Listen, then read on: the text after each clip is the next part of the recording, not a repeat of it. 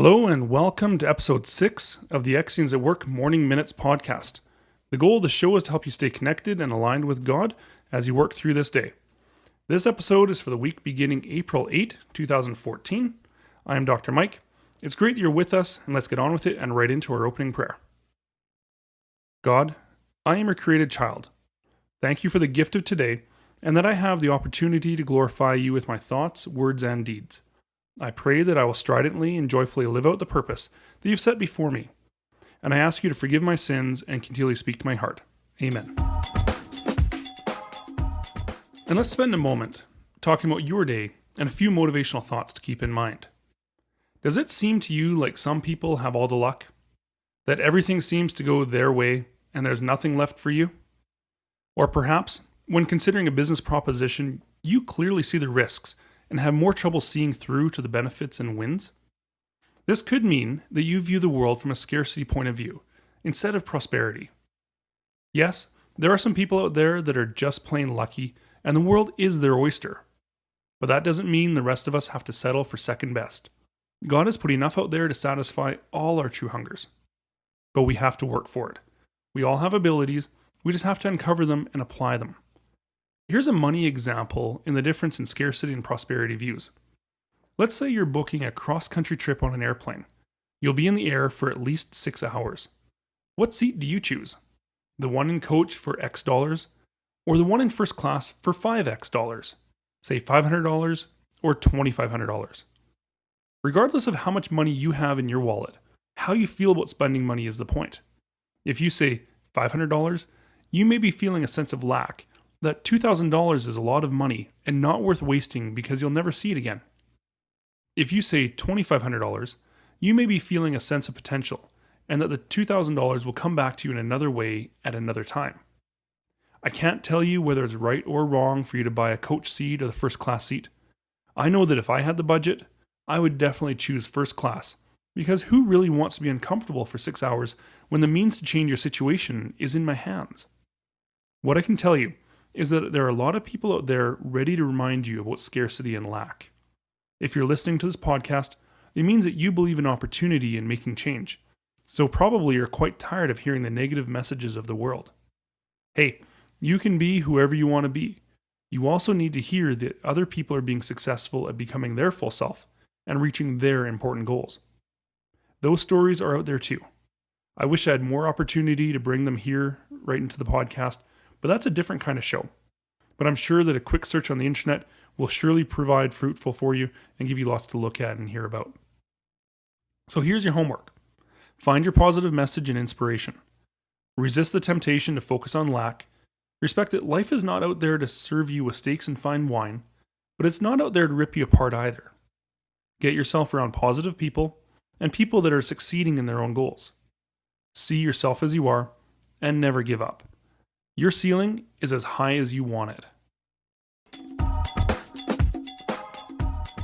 Christian Living Step Work is a simple path based on Christian recovery groups that provides a solid foundation for Christian living in today's difficult world. The 8 Beatitudes in Matthew 5, 3-12, also known as the Sermon on the Mount, encompass the basic teachings of Christianity and provide a path or guide for living. Along with others who have recognized the destruction of a multitude of addictions in our culture, I have blended these Beatitudes with the 12 Steps of Recovery programs to mark a straightforward path for Christian living in a tempestuous and compulsive world. You need not be wrestling with an addiction to find value in these steps. You simply need to recognize that life is difficult and you need God's help to live it in a way that honors Him. Each month, a step is addressed with advice that is simple to say, but not necessarily easy to implement. It's April, the 4th month, so we're on step 4, which is made a searching and fearless inventory of ourselves. And the principle of this step is about courage.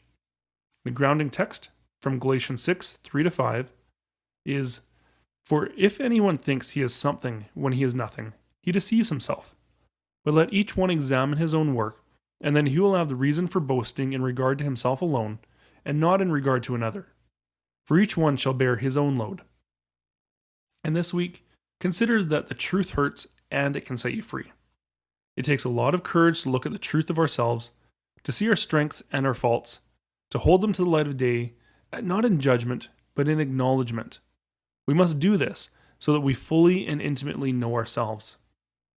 And the process of sanctification, becoming healed or becoming holy, requires a willingness to know the truth about ourselves. It requires a fearless and thorough self-examination. We need to face the hard questions. Where do we fall short? What is it we are to become? And how must we change? What are the attitudes and behaviors which need to be changed?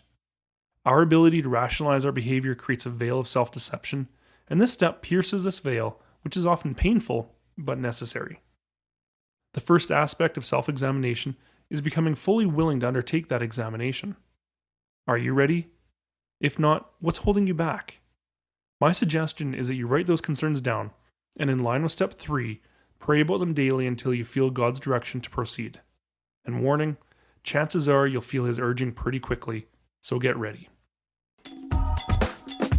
So as you think about the messages in the show, now is a good time to call to mind the people, places, and situations that are on your heart, and ask for God's direction, blessing, and support. Spend a moment in personal reflection now, and then we'll close the show.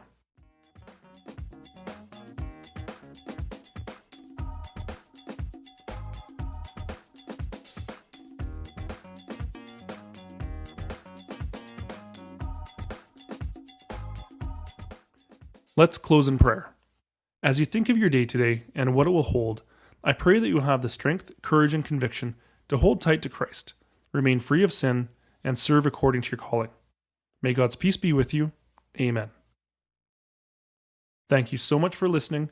I value you so much and pray for you and your healthy Christian life. For more ideas on living Christian and for witnessing at work, visit XiansAtWork.com for resources, podcasts, and link to our Facebook community of believers. A transcript of the show is posted on the site. Just go to XiansAtWork.com/MMshow06. You can also email me at drmike@XiansAtWork.com or follow and connect with me on Twitter.